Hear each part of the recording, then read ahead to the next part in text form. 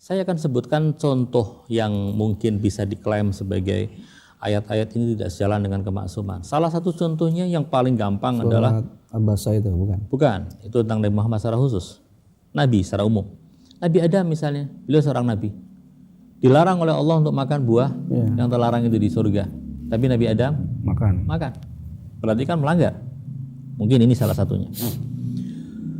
Sebenarnya kalau kita mau melihat apa yang terjadi pada Nabi Adam, ya, yang kemudian oleh orang Kristen disebut sebagai dosa turunan, sehingga orang kalau seandainya lahir di dunia ini, dia harus mengimani penyalipan Yesus, sehingga dosa turunan itu akan dihapuskan dengan hanya meyakini penebusan dosa oleh Yesus. Ini artinya ada semacam keyakinan bahwa Adam berdosa dan dosa itu terwarisi. Saya tidak bicara masalah terwarisinya karena Islam menolak itu dosa warisan itu. Tapi apakah betul Adam berbuat dosa? Kita harus melihat. Satu, dosa itu apa sih? Kalau ada seorang mengatakan, kamu kalau kepingin sembuh, sakit nih, dokter mengatakan minum obat ini sehari 3 kali. Orang itu makan sehari sekali, sembuh enggak? Tidak. Enggak. Apakah dia berbuat dosa? Tidak.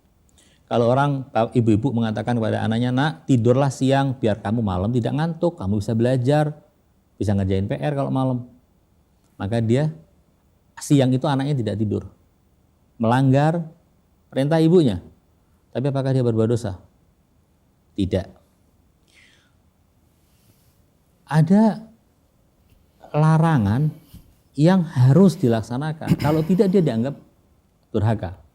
Contoh, seorang ibu memerintahkan anaknya, nak belikan ini untuk ibu, belikan gula untuk ibu misalnya. Tidak pergi juga anaknya, ibu berhak untuk marah. Kenapa? Karena ini bukan memberikan suatu hal yang istilahnya kayak petunjuk bagi anak, bukan. Kalau tidur siang tadi kan petunjuk supaya anaknya nggak ngantuk. Kalau dia tidak tidur siang, ibunya nggak marah. Karena salahmu sendiri kalau malam kau ngantuk. Tapi kalau ibunya nyuruh beli sesuatu ke warung, tidak pergi, ibu akan marah. Kenapa?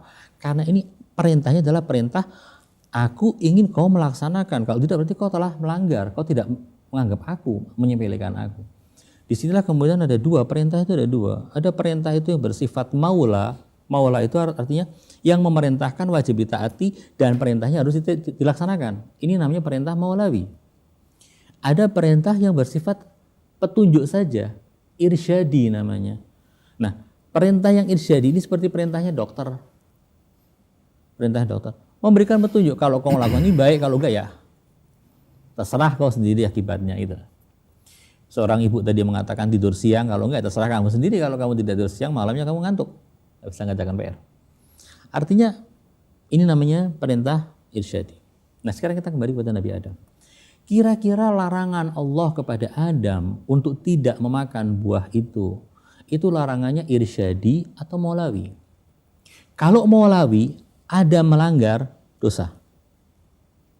Tapi kalau irsyadi, Adam melanggar, gak dosa. Harus dipisahkan.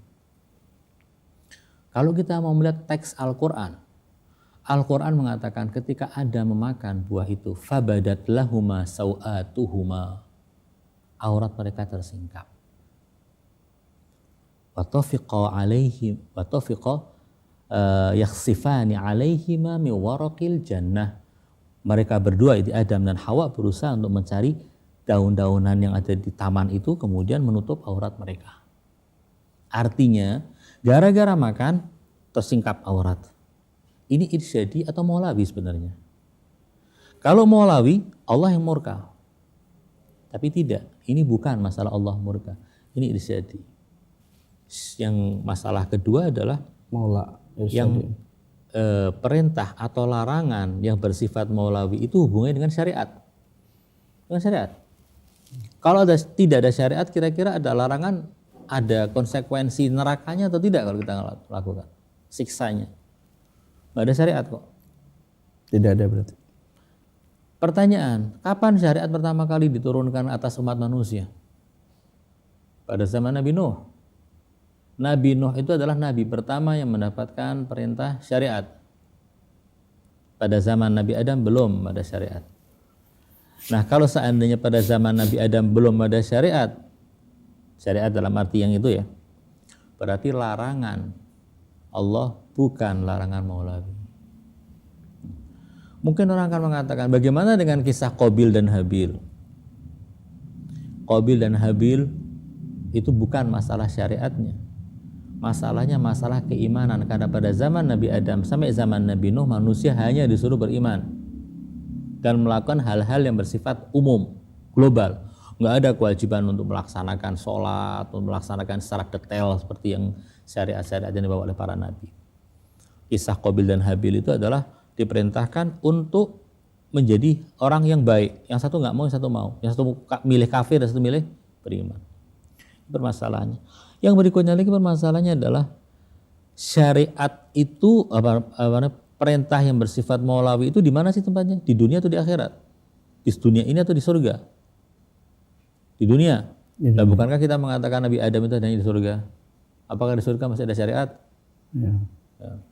Jadi ada beberapa hal. Tapi saya lebih cenderung untuk mengatakan masalah bahwa yang terjadi pada Adam adalah irsyadi, bukan maulawi. Sehingga larangan yang kemudian dilanggar oleh Nabi Adam itu tidak mengakibatkan Nabi Adam itu tidak masum. Tidak merusak masumannya begitu.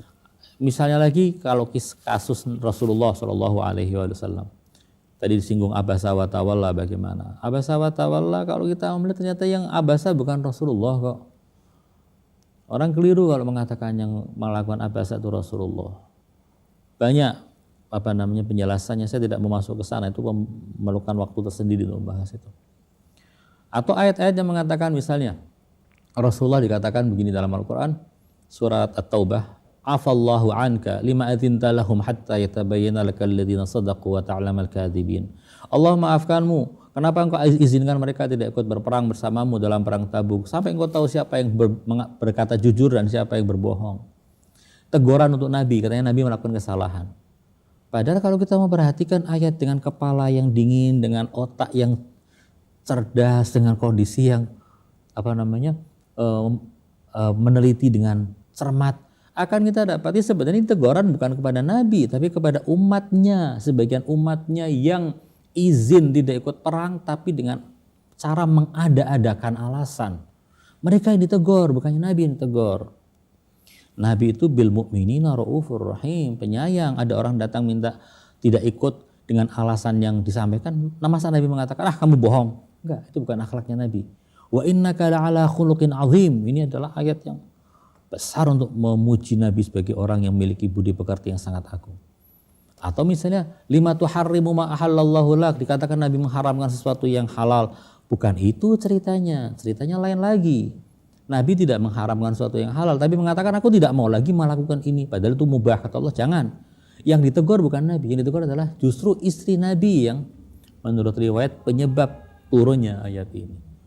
Ini ayatnya semacam ini harus dicermati dengan baik, jangan lihat hanya sekedar zahirnya lalu kita klaim Nabi melakukan kesalahan. Atau contohnya lagi Nabi Musa memukul seorang sampai mati dari Bani Israel, dari kelompoknya Fir'aun. Jawabannya adalah membunuh orang dalam keadaan perang boleh apa enggak? Boleh. Pada saat itu yang terjadi antara Bani Israel dengan kaum Qibti, kaumnya Fir'aun, ada peperangan. Sehingga kadangkala terjadi adu fisik di satu tempat. Jadi kalau seandainya Nabi Musa memukul orang itu, memukul musuh Allah, memukul musuh Bani Israel dalam keadaan seperti itu, bukan suatu kesalahan. Bukan suatu kesalahan. Apalagi coba contohnya. Yang jelas kita ketika kita mempelajari dengan baik, dengan cermat, seksama, mempelajari ayat-ayat ini akan kita tahu, akan kita dapati bahwa tidak ada satupun isyarat dalam ayat-ayat suci Al-Quran yang mengatakan, yang menunjukkan bahwa Nabi berbuat dosa, baik Nabi Muhammad SAW ataupun nabi-nabi yang lain.